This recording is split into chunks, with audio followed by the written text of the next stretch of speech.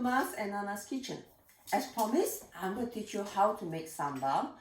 My way is a chili paste. I make quite a lot of them because we use it all the time. Now, the style of the show, of course, is dry chili. I like to use Kashmiri chili.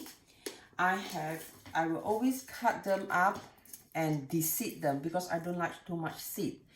In this, the proportion would be you need 12 or even more if you like it spicy of dry chilies, and one portion of this would be 2 big banana shallots, or you use 6 small shallots, garlic, 6 cloves, wakeras, or what we call the candle nut, you need 6 of those, lemongrass. I got mine fresh, but I've frozen them, so I need to defrost them before I use them. You need 6 of this and only about 2 inches of this part we're going to use. Belacan, my husband's pet hate, but I love it. In the one portion side, you use about this much, 1 inch. And this is what we call a galanga. It's a kind of ginger which you can find in the Asian groceries, and you use 1 inch of this. If you can't find galanga, just use your normal ginger. All this is going to be blended, and I won't show you the blending part because it's very noisy. I always make tons of this and bottle them up to use over the period of 3 months. What I'm going to do now is wash your chilies and make sure you soak them in hot water to make it soft before we can do anything else. Now, I've blended all the ingredients. I'll just recap them for you. This is lemongrass, garlic, lemongrass or galanga is a kind of ginger. If you don't have that, use normal ginger. Now, in these two, I've amalgamated the belacan, which is a prawn paste, and the candle nut, or what you call wakeras. I hid it here so my husband can't smell it. And here are the shallots, and the star of the show, the blended Kashmiri chili. If you can't find Kashmiri chili, just use the normal chili. Most of these things would have been pounded by this pestle and mortar. However, I'm just a lazy chef. The only thing I pounded was the candle nut, and then I put it in the blender. This is what I normally use for a real authentic Asian chef. To make sambal or chili paste, we have to use a lot of oil. I'm using sunflower oil, and also this is what we call a gula melaka. It is oil. If you don't have gula melaka, it's coconut sugar. You can use palm sugar, you can use brown sugar, or even white sugar. But I personally prefer the taste of gula melaka, which I have chopped up into pieces to use later. And of course, we need some salt in this cooking. In Malaysian cooking, we always use one word, agak-agak. That means guess. So this is the proportion that I found out to be the best for my kind of taste. It's up to you if you want more chili or you want a bit more of the shallots, a bit of the sugar. It's entirely up to your own taste. But this is my combination. Make sure your quali is really hot. I prefer to use the quali when I'm making sambal because it needs a lot of stirring. And we use quite a bit of oil because the top of the oil is what we call chili oil. Right, you have to put this oil to a boil.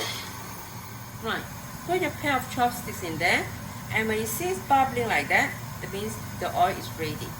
First, we'll fry off the shallots,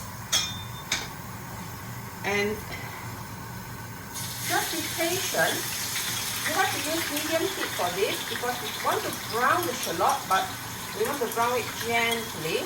This will take normally about 10 to 15 minutes.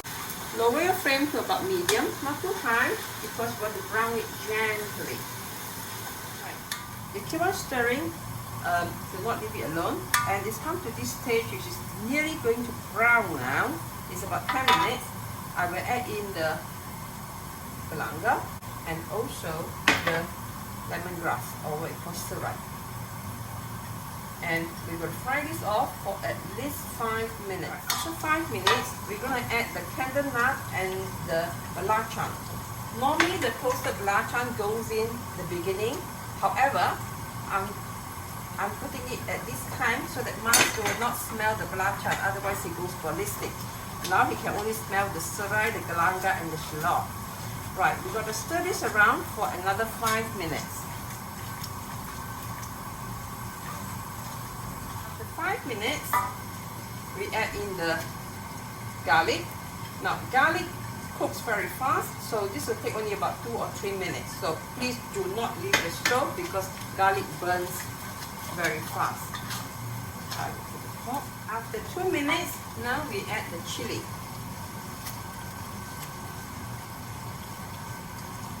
Now, we're going to fry this chili until the oil splits. Normally it takes about 15 to 20 minutes, but this is a rather big portion, so I'll just wait and fry off for 15 minutes. And this is what we call when the oil splits, okay? And now I will add in the salt, because it's quite a lot, so 4 teaspoons of salt, much. And this is gula melaka. I'm going to add about a handful like that.